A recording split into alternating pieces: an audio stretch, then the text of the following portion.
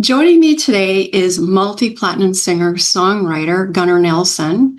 He's here today to talk about his book, What Happened to Your Hair. It's a memoir with him and his twin brother Matthew wrote. And I'm so excited to speak with you, Gunnar, because it's just everything about your lives. And congratulations on your memoir. Oh, well, thank you very much. It's really great. We actually literally have a bestseller on our hands, which is nice. It's been number one in its category in Amazon, which is kind of like the 800-pound gorilla for a while now. And it's really great because it's actually a not only a vote of confidence, but it really is a wink to the fact that Matthew and I did this all ourselves. You know, this was not ghost written. This was something that we put together, and we really had a choice not only to do the book in the first place, but how honest we were going to be. And I think we really delivered on both fronts. We made our deadline. We got to make the Christmas rush, which was great.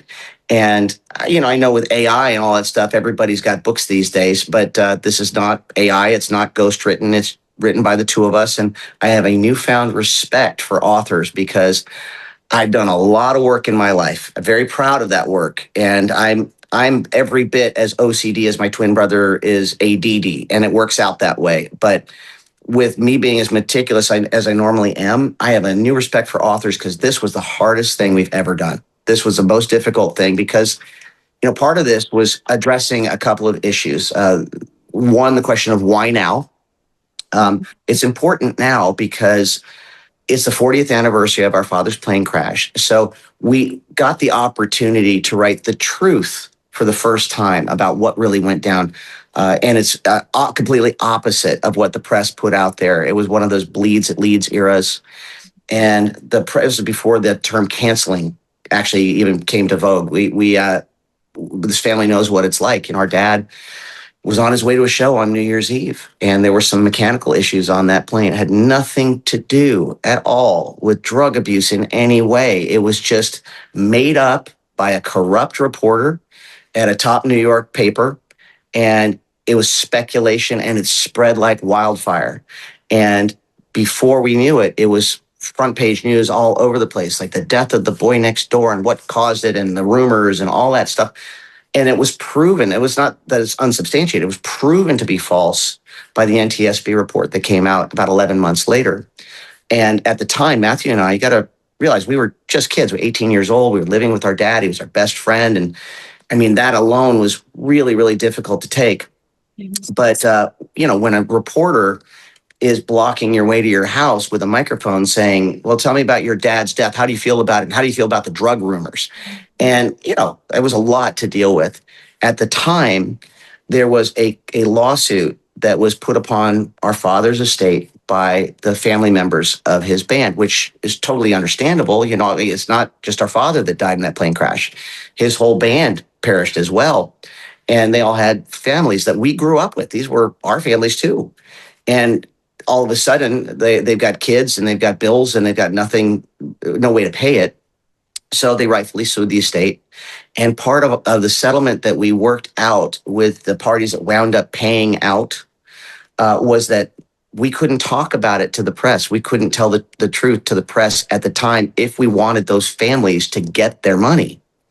And our lawyers at the time said, hey, don't worry about it, kids. When the NTSB report comes out, the truth will come out anyways, and your dad will be vindicated. Well, that did not happen. Of course, when the NTSB report came out, it was page 11 news and a little tiny paragraph, no apologies from any of the press and all that. And Matthew and I have had to deal with that to this day. I mean, actually up until this book, I should say, because we had well-meaning people coming up in autograph lines after our shows, talking about how much they loved our dad and how much they loved his music. And he seemed to be such a nice boy. And what a shame it was that he was freebasing cocaine on a plane and we have to stop them and say, hey, that's not the truth at all. And this book does address that, which is great. We finally got to do it. Matthew and I each wrote, it was like one of the rare times in this book that we each wrote from our own perspective what happened on that one night.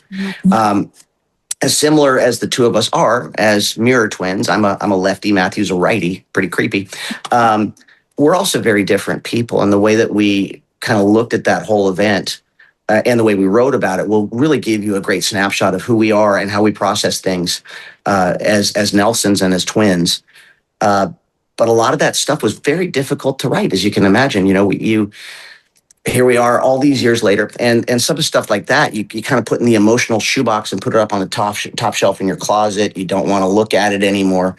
Writing this book and deciding to do it honestly and vulnerably and self-effacingly with some humor, which we all should have. We all got way too serious, and that needs to stop. We forgot how to laugh at ourselves, and in as much life and other people, and have a lightness. There seems to be this pallor that is over our planet right now that the Nelsons are an antidote for. We've always been. Our whole thing is like, even when you were tuning into Ozzy and Harriet, you had a nice, cool, safe place and a wonderful, loving home. Even if your house was not all that great to go home to, you could rely on the Nelson family. And unlike Father Knows Best, Ozzy was able to teach lessons by being the guy who was always the one he was the first guy who put himself as the one who was falling off the ladder and having problems, and his wife was the one that had it all together. All those other 50s shows was the opposite. You think about Father Knows Best, well, kitten, you need to do it this way. And Ozzy was always the fool, which was the way he was. I mean, they were so talented. And they showed, I think, the world at a time coming out of World War II that loving your family and things working out naturally with some cool support without a bunch of preaching was a way to live your life. And that's who they really were as people. And that was really great. And then, of course, our father started singing halfway through the show run, and he was ungodly beautiful and amazingly talented. And at that time in rock and roll history, it was considered race music. It was actually like censored and all that. And the Devil's music, oh my God, it was on Ozzy and Harriet with the nice little Nelson boys singing, with a ripping band behind him and all that. It midwifed rock and roll into mainstream American living rooms and lives at a critical time in its history. It could have wound up a fringe art form like jazz, for real, at that time. And it mainstreamed it and created this wonderful monster. Our dad went on to sell 500 million singles with a B in his life. Crazy. And then the two of us come along and we got to write about the fact that proudly we're the only family in history with 3 generations of number one hit makers in it, which is kind of cool. And, Grandpa Ozzy and Harriet, they had a big band before. The story was their chemistry on stage was so natural and so funny that their songs started getting shorter and shorter, and their banter between songs kept getting longer and longer and getting laughs. And that's when Red Skelton actually caught their show. And he was the biggest radio was it at the time. He was the biggest star in the world. And he mentioned to his network, ABC, hey, these kids are funny. You should give them a chance on their own radio show. And it took off. See, people don't know that there were 435 episodes of the television show. There were also 460 episodes of the radio show with completely different scripts that were done in the beginning at the same time, because Ozzy, TV was brand new. He thought that the television might wind up being a fad. So he didn't want to give up the radio show. And so they had talked about working. They did the television show and the radio show together for the first 4 years of the run of the show. Just an amazing outputting of great quality work and it is great work ethic. Harriet was every bit, if not more talented than Ozzy, who was sandbagging everybody. The guy graduated with a law degree from Rutgers, and no one knew he was a lawyer. So when he went into Hollywood and went into meetings, kind of aw-shucksing his way, into Hollywood meetings, before those suits knew it, they'd been put to sleep, and Ozzy owned the family show, which we still do to this day. So warping forward, Matthew and I are really blessed with this incredible legacy, not only of our father's work as a songwriter, but his name and likeness. Same thing with Ozzy and Harriet and that whole dynasty as well. So when our father died, the estate was $4.5 million in debt. And everybody at that time, there's no money to pay anything. It was just way upside down. And everybody was coming to these two 18-year-olds, who I'm now 58 talking to you, but we were 18 at the time, just lost our dad, suggesting and pretty much insisting that we declare bankruptcy. that we approved the estate declaring bankruptcy. There's no way in the world you guys are going to pay that off. Now, the problem with that, unlike everybody else, all of that IP, I hate using the term IP, but all of the Ozzy and Harriet episodes, name and likeness rights, our father's publishing and songs and lives, 100 years worth of work would have been put into that pot and would have been auctioned off to the highest bidder. And Matt and I just wouldn't stomach that. That would have been the easiest way to go by far. 18-year-old kids, let's get a fresh start. But people thought for years that Matthew and I were a couple of trust fund kids who were just making music as a hobby. The book addresses that. That's not it. And people go, yeah, you guys talk about, you actually started from zero. I would have loved to have started from zero. We didn't. We started from negative $4.5 million. That's where we started at 18.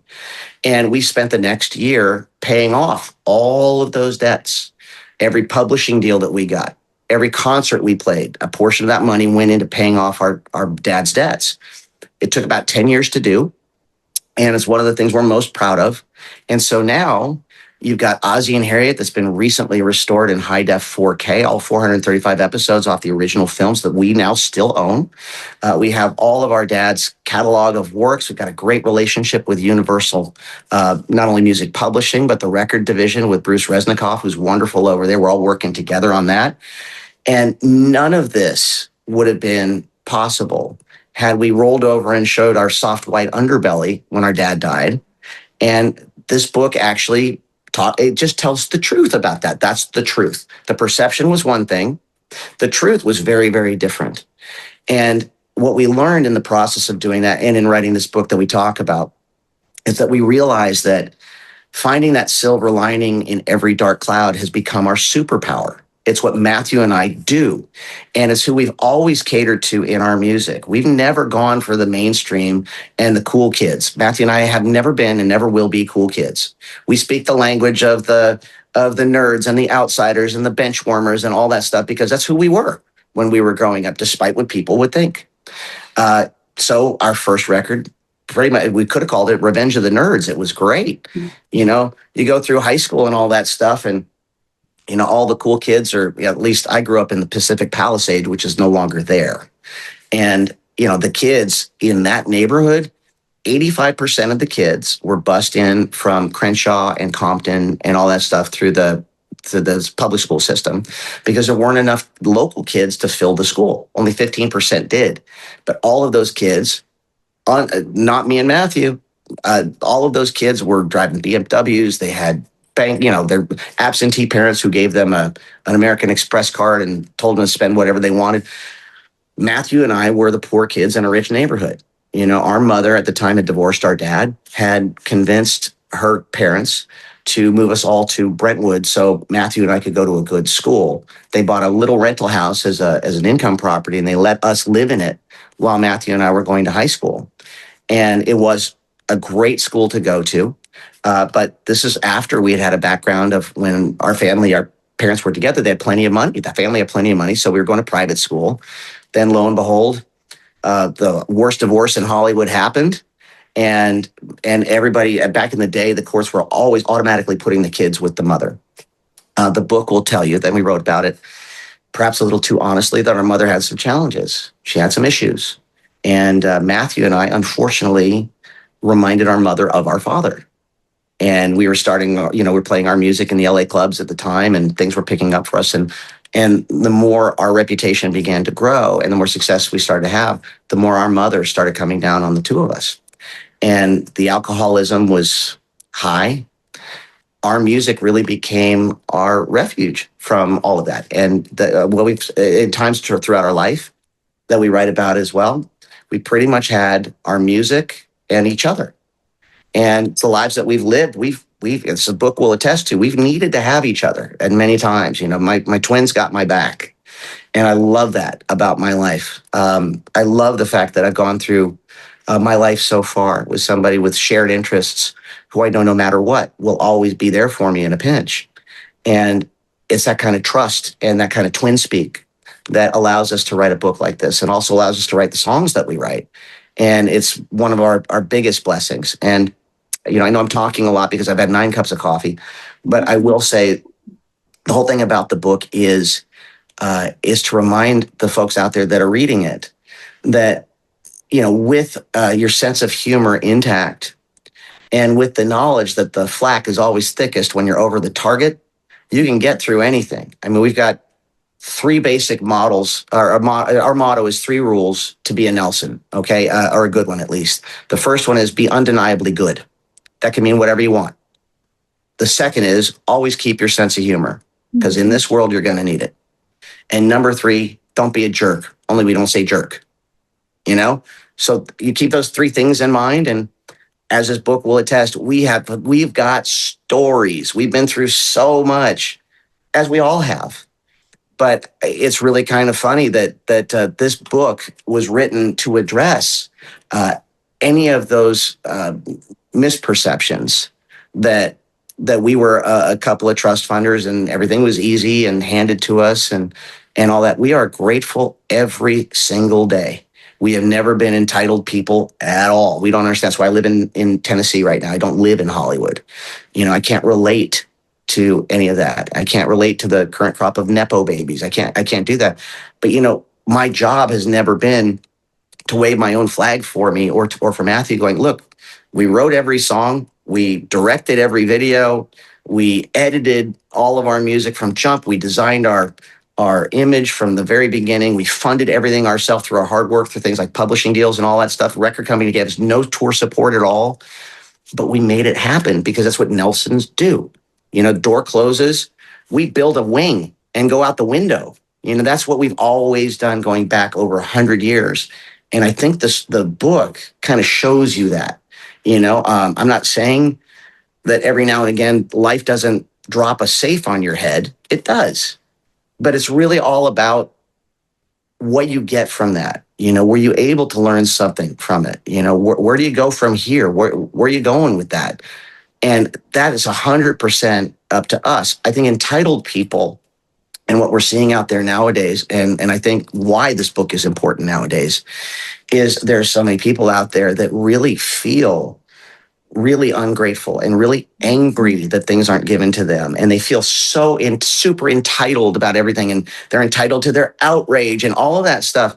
Listen, my opinion is no greater or lesser than anyone else's opinion out there. Where no matter who you are and what you do, you are a person just trying to do the best with what you got at all times. And Matthew and I, on the back of the book, we start with these quotes. Normally people put on the back of the book all the superlatives of how awesome they are. Matthew and I put a collection of the bad quotes because we laugh at them. We put them in our bag of power and we use them. Like the first quote, for example, is, "I was married to their father. I am not impressed, Mom." Yeah, it's awesome. David Geffen, "The Nelsons are over and they're just costing me money." I love that because, here we are having a conversation about this.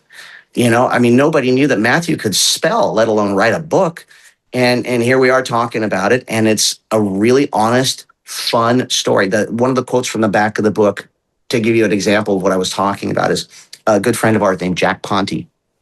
The quote was, "You two can make more out of nothing than anyone I've ever met in my life." Mm-hmm. Our response was, "Thank you." And he said, "I didn't mean it as a compliment." And that's the difference between the way we look at life and the way he looked at life.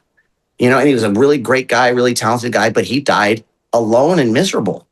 Mm-hmm. He just didn't have a good life.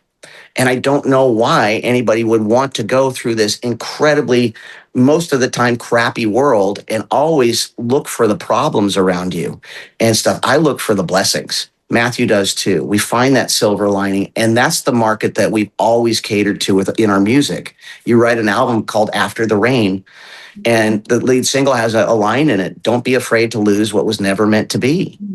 We were talking to ourselves and all of the people around us who were sidelined throughout, everybody else's fabulous life.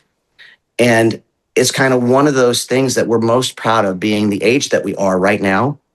We are most proud of writing our own script, writing our own book, writing our own story. I am not perfect, as the book will attest to. I will never be president. That's going to be a whole other book that's going to get banned in every country in the world. Because remember, we went out on a rock and roll tour before cell phones. Before cell phones, before the internet, we had culpable deniability in an environment where you could not be tracked or photographed. How cool is that? Yeah. Yeah, I mean, kids nowadays, you can't lie to your parents about where you're spending the night. We'd always say, "Hey, I'm going over to my friend Bob's house and all that stuff. We're just going to hang out." And you go to the party and all that kind of stuff. People are tracking each other like routinely nowadays. Mm-hmm. All of that freedom is gone. I know I'm sounding like my grandparents, but I'm just saying we grew up in a time that, it was as challenging as any era, but we had more fun. You have more fun, you have more risk. Okay, we didn't have bike helmets. We didn't have, we drank from the garden hose and we were latchkey kids. And, growing up as a kid in the 70s and getting to write about that, there's some great stories in this book about that kids these days will never know. But, when you were 18 years old, you were expected pretty much to be a functioning adult. A lot of people were married or engaged. They were going to college. They were doing all this stuff. They had their apartment from the day they turned 18. Gosh, when they turned 16, they were waiting at the DMV to take their driver's test. Kids nowadays are just taking Uber. Mm-hmm. This family has always cared. Are we, relics? Well, I wouldn't look at it that way. We're classic. And I don't think that there's, I think anybody who can get an edge like Grandpa Ozzy did with television back in his day when it was a novel technology, will always take our advantages. We'll always jump on anything that can make our lives easier. The AI issue and all that stuff coming up, especially being an author. So many people were like, well, why don't you just, have AI write your book for you? And, there's plenty of facts and stuff online that, you could you press a button and have a book in 20 seconds. It's like, well, it wouldn't be this book. And you can tell when you read it, there's no way to fake this. Yes. That's what this family's always been about. And that's what we grew up in. Matthew and I went to the John Wooden basketball camp. Coach was amazing. That pyramid of success thing. It's all about character and fundamentals and all that. It's real to us. There is no shortcut. You got to put in the work and you got to do it. And I think the more fake our world gets and the more desensitized people get to entertainment that's fake and people that are fake, it's amazing to watch what happens when they come, say, to one of our shows and they see me and Matthew with 2 acoustic guitars, ripping through these songs and singing their memories to them and telling the stories in between. It reminds me of what Grandma Harriet said. And this book actually really does. She said, guys, keep this in mind. You guys have never been in the entertainment business, ever. This family's never been in TV. We've never been in film. We've never been in music. We've been in the connection business. Mm-hmm. That's what we do. Keep that in mind. Keep that as the true north in your compass. Do the best you can, but keep that in mind. You'll do just fine. And what we've realized is that is the biggest blessing. And that's what we do in this fake world. A little bit of reality and the real deal in all of that stuff. And it's so funny that human has become the new vinyl. All of a sudden it's like, oh my gosh, these people actually really sing and they really play and they really speak and they really write and they really connect. I think I'm uncomfortable with this. I don't know what to do with all of this reality, but it's good. It's good. There are no safe spaces in this book, for a reason. We sat down and we just kind of said, guys, if we're going to do this, you either go in 100% or you don't do it at all. There's plenty of celebs write these books and it tells the facts. It gives you the chronology and all that stuff. And most of them are again, really puff pieces and all that stuff. And there's a lot of material here for us to draw from. That was the hard thing. Our publisher was pissed. He's like, man, this is over 500 pages, guys. Small print, too. And it's like, listen, one, there are 2 of us, and we've got a lot to write about. The hardest thing about this book was kind of figuring out what to leave out.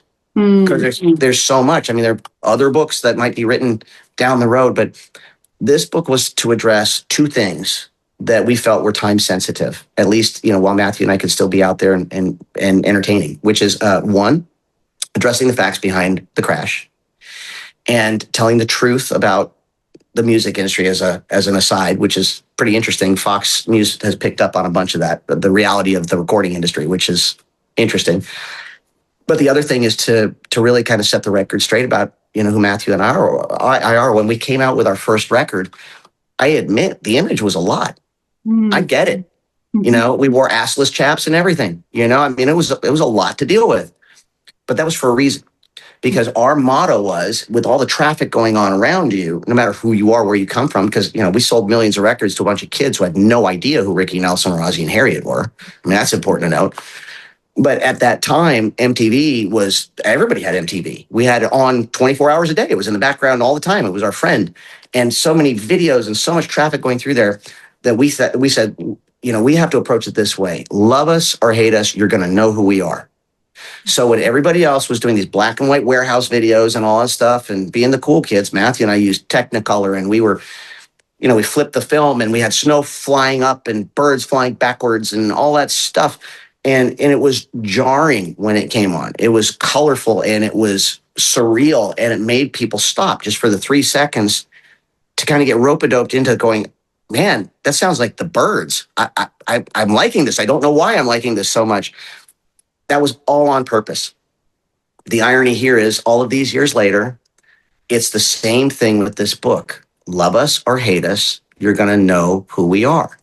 It's the first opportunity that with our own words, we could tell our story without a record company selling us out to teen magazines, or all these grown men back in the day that knew Matthew and I did all the work. They took all the credit for it because we were a couple of kids. They knew better. But Matthew and I did everything. That mix you hear on the radio of After the Rain, that's mine. I did that when I was 19 years old, sitting at a console at 4 o'clock in the morning at Cherokee Recording Studios when everybody else had bailed. I didn't get any credit for that, but people enjoyed on the radio. And now we get to kind of say, hey, the perception was a couple of bubblegum pinups, and they were in all the teen magazines. And also, Matthew and I never did a single interview for a single teen magazine, ever.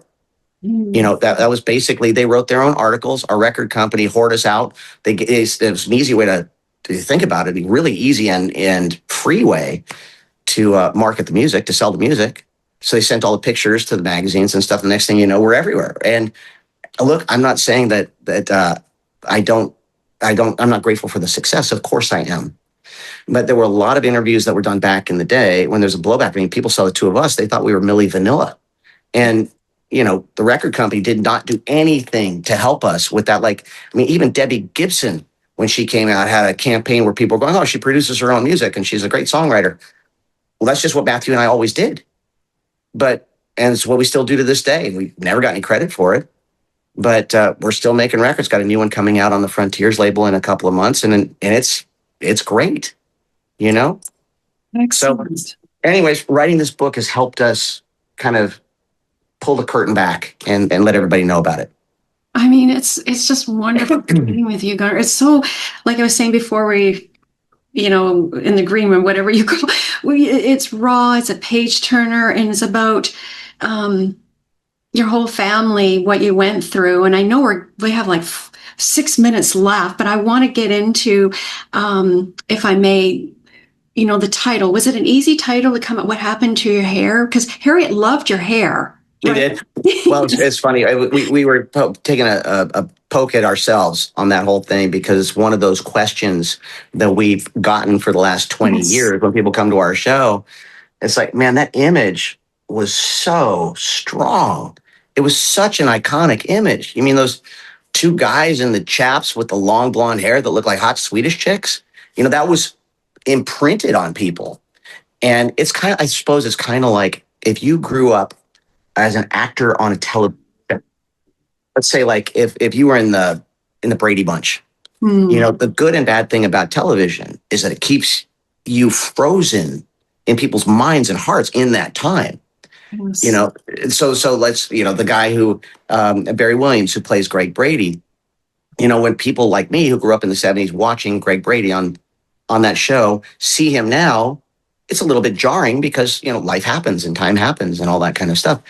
It's the same thing when you have an image that has become iconic, like the two guys with the long blonde hair. It's natural you're going to get people coming up going, oh, your hair, I loved your hair. So we laugh at that. And so that was honestly, it was the most common question we always got throughout all the years that we laughed at, regardless of, forget about all the hard work you put into it and the great songs you wrote and the lives that you lived and all that stuff. What happened to your hair? Yeah. And we just kind of thought, man, is that really all there is to it? And in a lot of circles there is, but we laugh at ourselves, which is 100% fine. To this day, if people ask me like career regrets, I don't have a lot of them. I'm not saying I'm perfect. I will never be president. I can guarantee that. Okay. Uh, but the fact that we never did a shampoo commercial irks me to this day. I can't believe we didn't take advantage of that. Yes. Well, you know what? I mean, it was meant to be. I mean, it sounds cheesy, but I just think your book is for everyone to relate to, and it's like because you were actually in a plane crash yourself, and I know we're getting, if you can talk a little bit about that. I mean, we got like, Oh, yeah. I'm just counting down like the 4 minutes. No, it's totally okay. Yeah, I'm sorry I talk a lot. Like No, I I love said it. earlier, I've had I 9 love cups it. of I coffee. love it. I love it. Well, with that was a chapter. That was a chapter that I wrote after we were coming back from a show that we had down in the Caribbean. And we just happened to get on the same plane with a bunch of luminaries from Nashville, a bunch of songwriters and artists. The top writers in town were on that plane. Billy Ray Cyrus was on that plane as well with his young daughter, Miley. She was probably 8 at the time. And we were coming back to the States, to Miami for our connecting flights. We were over the ocean. And there was a big giant bang, and all the lights went out in the plane, and the plane started to pitch straight for the ocean. And we're not talking a little plane. This was a big plane, 727. And, people screaming and crying and all that. The pilot finally got the dive under control somehow and came over the intercom and said that there was smoke in the cockpit, and they had lost power, and they were going to try to make land. And then the intercom went silent. It was the try to make land thing that really got me thinking.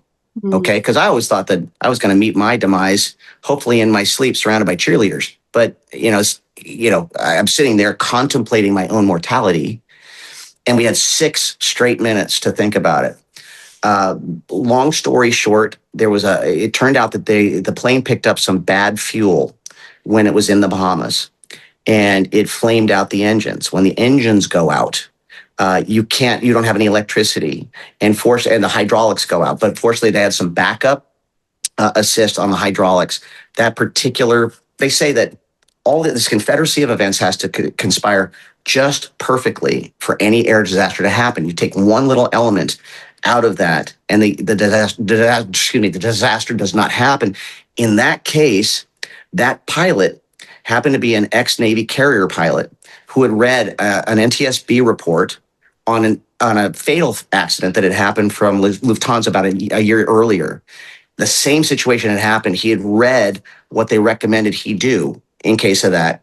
He just happened to be the right pilot who read the right article in the right plane.